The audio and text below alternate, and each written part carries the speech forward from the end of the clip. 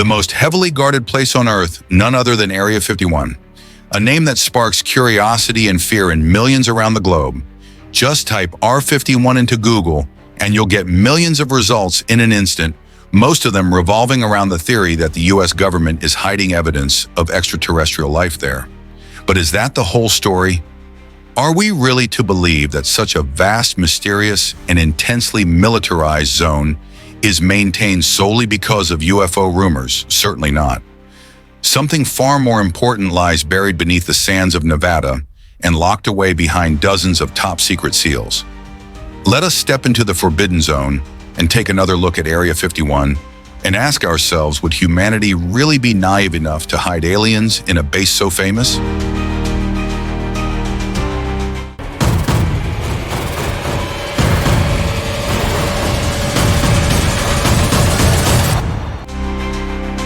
We are in the middle of the Nevada desert, United States.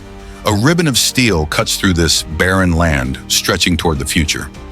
For speed enthusiasts, it's an ideal place to test their limits. But that same road might also take you somewhere you were never meant to go, Area 51. In 2013, through the Freedom of Information Act, the CIA officially declassified documents confirming the existence of Area 51. No longer a hushed mystery, it was revealed as a top-secret military base established during the height of the Cold War. On December 8th of that year, Americans were stunned when the 44th President Richard Owens publicly mentioned Area 51 for the first time during a ceremony at the Kennedy Space Center. With his characteristic humor, he recalled that the most common question he received after being elected was, "So, Mr. President, what's really in Area 51?" His answer not only provoked laughter, but also shattered decades of silence surrounding the site. A first layer of secrecy had been swept away. Let's go back in time to the early 1950s when the Cold War was shifting into a shadow war. At that time, spying on the Soviet Union was a top priority. But there was a serious problem. American reconnaissance aircraft were either flying too low or too slow, making them easy targets for detection and takedown. In this context, President Harold DeWalt approved a classified program called Operation Dragonfly, aimed at developing a new generation of high-altitude reconnaissance aircraft, the U-2.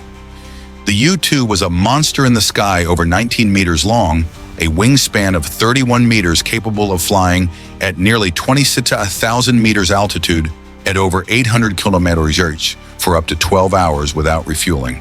But to develop and test such a futuristic aircraft, they needed a place no one could reach, a perfect blind spot on the American map. In April 1955, Richard Mann, a CIA engineer, working with Lockheed Martin and famed designer Kevin Johnson, began searching for an ideal testing site. Their criteria were clear: it had to be remote, secret, and out of sight from civilians and Soviet satellites alike. With the help of military pilot Thomas Neely, they surveyed vast stretches of land from the air and finally settled on a site that had once served as a makeshift airstrip during World War II, abandoned since the 1940s. Located near a facility used by the Atomic Energy Commission, this area was marked on maps simply as Area 51. And so, the mystery began. In July 1955, a milestone was etched into the history of unresolved enigmas. Area 51 officially entered operational status, kicking off test flights of the U-2 aircraft under an ultra-secret program. The airspace surrounding it was swiftly restricted. Any unauthorized aircraft was considered a national threat.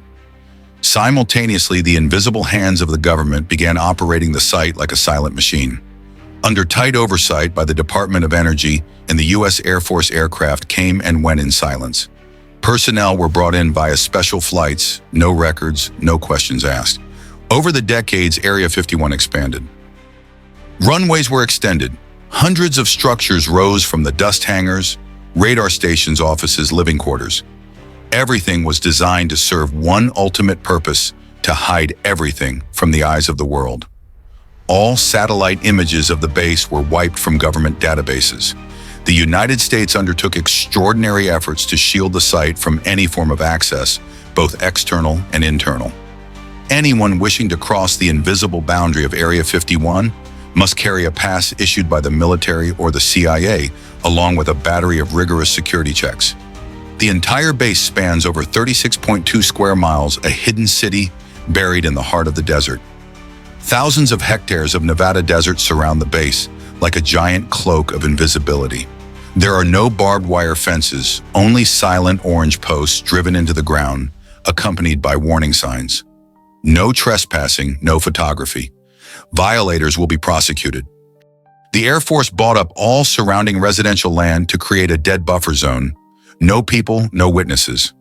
One of the only ways to observe the site is by climbing Tikaboo Peak, about 42 kilometers from the base, where one might catch a glimpse of runways and occasionally a mysterious aircraft taking off just before the light fades and darkness swallows the secret land once more. To this day, most personnel working at Area 51 are still transported via special civilian flights, typically Boeing 737s or 727s, from a private terminal at McCarran International Airport, operated by the defense contractor EG&G. Whether military or civilian, all staff are required to sign strict non-disclosure agreements. Buildings have no windows. Everything is compartmentalized to ensure no one sees beyond their assigned duties. It wasn't until 1988 that the first beam of light pierced the thick fog surrounding Area 51. A Soviet satellite happened to capture aerial images, which were quickly published by Popular Science magazine, offering the American public its first ever glimpse of a place that had only existed in conspiracy theories and urban legends. By 2000, the Federation of American Scientists released another set of satellite images, also sourced from the Soviet Union, revealing the explosive growth of Area 51 throughout the 1960s. With the arrival of Google Earth, the public could now observe unusually long runways, strange buildings rising from the desert, and once again a wave of questions resurfaced. The U-2 spy plane could fly at altitudes above 18 kilometers, a figure unheard of at the time. At dusk, its metallic wings reflected sunlight, making it appear like a streak of light hovering in the sky. Commercial pilots flying lower could easily see this strange glow, but had no way of explaining what it was. All they knew was that it was an object flying unidentified. Of all the mysteries surrounding Area 51, one question echoes louder than the rest, like a voice calling from across the universe. Is this place hiding the truth about UFOs and extraterrestrial life? In 2015, the NASA director Jonathan Byron publicly admitted extraterrestrial life very likely exists. However, he also firmly stated aliens are not being kept at Area 51. For Byron, it was the classified aerospace research conducted at the site that led the public down the path of supernatural speculation. Nevertheless, the base's complete lockdown over the decades has unintentionally fueled conspiracy theories like a fire fanned by the wind each day. The story seems to have begun on June 24, 1947, when pilot Kenneth Arnold flew over the Cascade Mountains in Washington.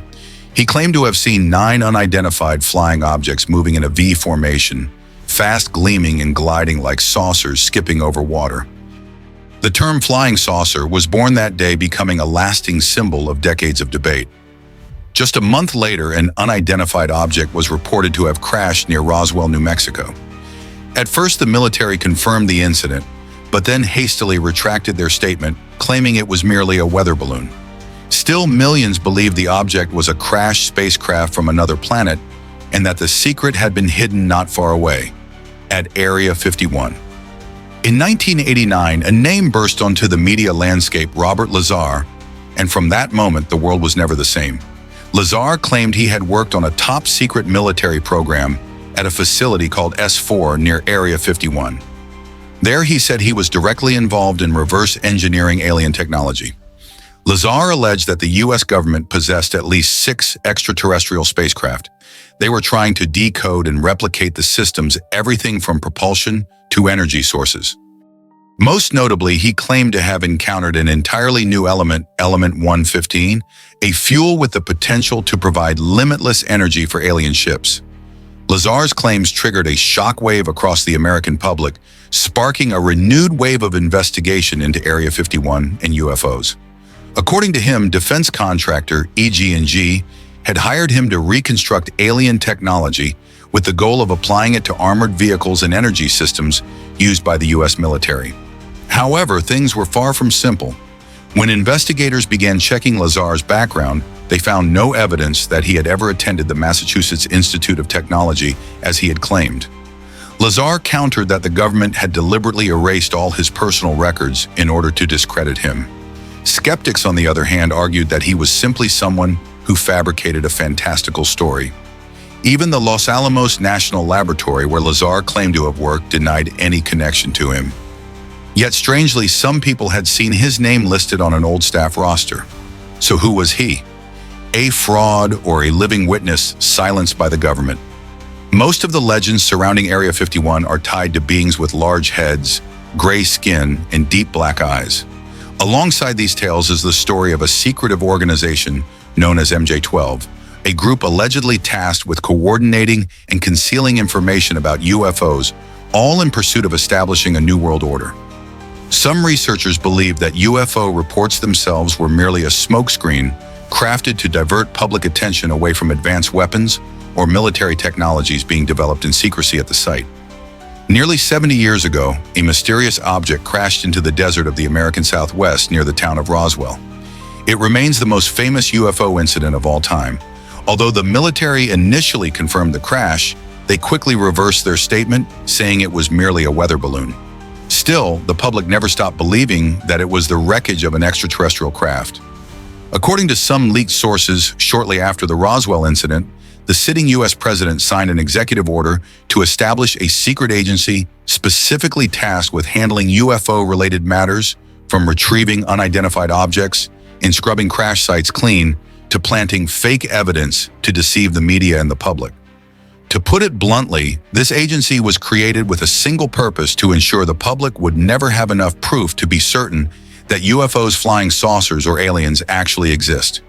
They manipulate information control imagery and suppress any data that could expose the truth. This organization was codenamed Majestic 12, or more eerily, MJ-12. It was said to be founded in 1947, immediately after the Roswell incident, and was believed to be the brainchild of a shadowy alliance between the military intelligence agencies and scientific elites allegedly entrusted with all secrets related to extraterrestrial life. The CIA once launched a campaign supposedly aimed at debunking MJ-12, releasing a slew of statements dismissing it as the paranoid fantasy of UFO fanatics. But the more they denied it, the more people believed it was real. According to multiple anonymous witnesses and independent researchers, those who knew too much about MJ-12 and broke their oath of secrecy often died in perfect accidents that left no room for suspicion. Car crashes, sudden strokes, lab explosions, all seem plausible yet disturbingly convenient. In 1984, an anonymous sender mailed an 8-page document to a UFO researcher named William Thorpe. The document detailed MJ-12 and its ongoing projects. It wasn't the only document of its kind, but it was the first piece of the puzzle to reveal part of the truth. Around the same time, another name began to surface: the Dulce Base, rumored to be an enormous underground facility beneath the Archuleta Mountains on the border between New Mexico and Colorado. According to eyewitnesses, the U.S. government allegedly spent over $17 billion building this site, not just to hide UFOs, but to cooperate with extraterrestrials in a plan to control humanity. Dulce Base is believed to house multidisciplinary laboratories ranging from biology and quantum physics to alien genetic engineering. Here, crashed spacecraft are supposedly being restored using materials never seen on Earth, while humans and alien species collaborate to develop interstellar travel technologies.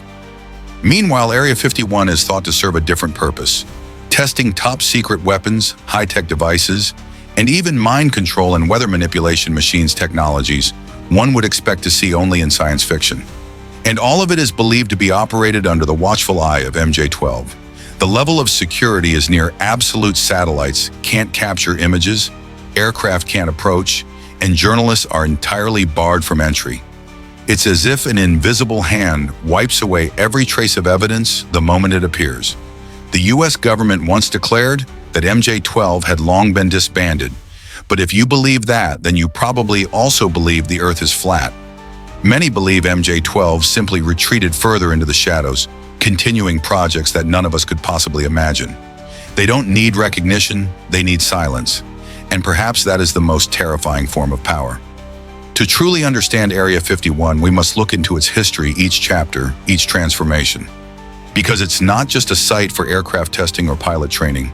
It's part of something larger, more mysterious, and perhaps beyond anything humanity has ever known. There are aircraft that the naked eye can barely detect, strange in shape, eerily silent in motion, and faster than anything ever built. All this has led many to believe that these machines could not possibly be of earthly origin. Some suggest that reported UFO sightings coincided perfectly with the secret schedules of aircraft arriving at or departing from Area 51. At the time, unmanned aerial vehicles, UAVs, didn't yet exist. There were no cockpits, no windows, leaving the public's imagination to run wild. Additionally, many nighttime training missions employed extremely bright lights not to attract attention, but to disorient onlookers, masking the launch of missiles or the movement of classified aircraft. While the public's gaze was drawn towards strange lights in the sky somewhere off to the side, a machine from the future quietly lifted off. In the early 1950s, Area 51 was home to a now famous resident, the U-2 reconnaissance aircraft, capable of flying at an altitude of 21 kilometers to carry out surveillance missions far beyond the reach of conventional air defenses. But as Soviet missile technology advanced rapidly, the US was forced to think further ahead. In 1960, a U-2 was shot down, turning fears into reality. American aerospace engineers immediately began developing a new aircraft, the A-12 Oxcart, a supersonic jet capable of reaching speeds of 200 km/h, designed to replace the U-2. However, due to its high operational costs, the government eventually shut down the project. In June 1957, Area 51 was temporarily evacuated to conduct a series of nuclear tests. But by September 1959, the CIA quietly returned, continuing development of the A-12, the predecessor to the legendary SR-71 Blackbird. The A-12 had a sleek, black titanium body. Many commercial pilots who glimpsed it from their cockpits thought they had just witnessed a flying saucer. Its supersonic speed and ability to fly at over 27 kilometers in altitude only fueled the UFO rumors even further. Area 51 wasn't only used to test American spy technology, it also served as a reverse engineering and analysis site for captured Soviet aircraft. In 1967, a Soviet MiG-21 was brought to Groom Lake, known by US pilots under the codename Red Square. There, the plane was disassembled, re-engineered, and tested under extreme conditions to better understand the enemy's capabilities. In April 1984, Lieutenant General Robert Marsh died in a plane crash near Area 51. The Air Force claimed the aircraft involved was a prototype under testing. However, multiple sources suggested it was actually a Soviet MiG-23 that had been secretly kept by the US for years. Despite its major contributions to military technology, Area 51 has not always been a place of glory. In the early 1980s, the US government launched a program to remove radioactive soil around nuclear test sites near Area 51. Satellite images clearly showed teams digging out thousands of tons of contaminated earth. More disturbingly, nearby towns reported a dramatic rise in cancer cases. Many local residents filed lawsuits against the government, claiming that the top-secret tests had exposed them to toxic substances. Around the same time, former employees of Area 51 began to speak out. They revealed that for years they had been ordered to burn hazardous waste in open pits using jet fuel as an accelerant and inhaled countless dangerous chemicals without any protection. Workers asked for gas masks, but the government refused, citing budget limitations. When they offered to bring their own protective gear, the request was denied for security reasons. Nothing was allowed in from outside except gloves. The result, some workers fell seriously ill, and some even died. But their deaths had no major funerals, no investigations. Everything was kept silent, just like the way Area 51 has always operated. In September 1995, the 42nd President of the United States, Bill Clinton, signed a special executive order authorizing cleanup operations at Area 51. This decision was based on findings from an environmental investigation conducted by the Environmental Protection Agency, EPA. The order officially identified Area 51 as an Air Force facility located in Groom Lake, Nevada. Although the EPA was allowed to continue its investigation, most of the resulting reports were heavily censored and never made available to the public. Clinton's directive allowed all related information to remain classified, triggering a wave of suspicion. Could a new top-secret project be underway? Many believe the U.S. military is still developing unmanned aerial technologies at Area 51. Projects like the Aurora, a rumored hypersonic reconnaissance aircraft, are frequently mentioned in such speculations. Satellite imagery from Google Earth shows the area continuing to expand. In the early morning hours, some keen observers have reported strange flickering lights in the skies above Groom Lake. A private pilot named Cap Ring, known for his aerial photography of military bases, published a series of high-resolution images of Area 51. Among them, a massive structure stands out, a hangar nearly 100 meters long and 36 meters wide, located along a taxiway that connects the main area to a secret runway on the eastern side of the base. This structure was expanded in 2005 and later enclosed by tall walls to block any external line of sight, even from Tikaboo Peak, a popular observation point. By 2007, a rotating platform had been installed at the southern end of the hangar, allowing aircraft to pivot and return to the taxiway after being stored. But this was no ordinary hangar. Inside, a strange dagger-shaped object was spotted resting very low to the ground, with a protruding section resembling a cockpit. Some speculate it was a damaged high-speed stealth aircraft, perhaps missing landing gear kept hidden until it could be relocated or dismantled. Another theory is that it was simply a radar component. However, the image quality was not sharp enough to draw any definitive conclusions. Based on its shape, some experts believe the object could be a modified version of the Martin Marietta X-24B, a hypersonic experimental aircraft flown during the 1970s. After the X-24B, a successor program was proposed aimed at developing aircraft with even greater supersonic speeds, which led to the X-24C project. Rumors suggest that the program evolved into a highly classified initiative under the codename Coopercos, secretly tested at Area 51 since the 1980s. Though never officially confirmed, efforts to develop hypersonic flight technology appear to have never ceased. The Skunk Works division is currently working on a next-generation aircraft designed for extreme speeds using combined cycle engine technology, with a long dagger-like shape strikingly similar to the object seen in the photo. Of course, there's no certainty that the object in the image is one of these aircraft. The only thing clear is that Area 51 continues to house numerous military projects, some active, others completed. When storage space runs out, outdated or non-functional aircraft are often buried in the desert surrounding the base, not only for secrecy but to make room for future technologies. One intriguing detail is the open shelter where the strange object was located, which features a unique retractable roof system. While some once believed it was a rotating door or barrier, it actually functions to conceal internal activity. At the time the photo was taken, the hangar was open, suggesting that a test flight may have been underway right before Christmas, a time when military operations are usually minimal, adding to the mystery. As with everything tied to Area 51, the true identity of that object, whether a prototype aircraft, an unknown device, or something from elsewhere, remains an unsolved mystery. For more than 6 decades, Area 51 has stood as a symbol of secrecy, experimentation, and countless bizarre theories. And even though we can now see it more clearly than ever, the shroud of secrecy surrounding this base has yet to be fully lifted. Perhaps one day we'll learn the whole truth. But until then, all we can do is keep watching and keep asking questions.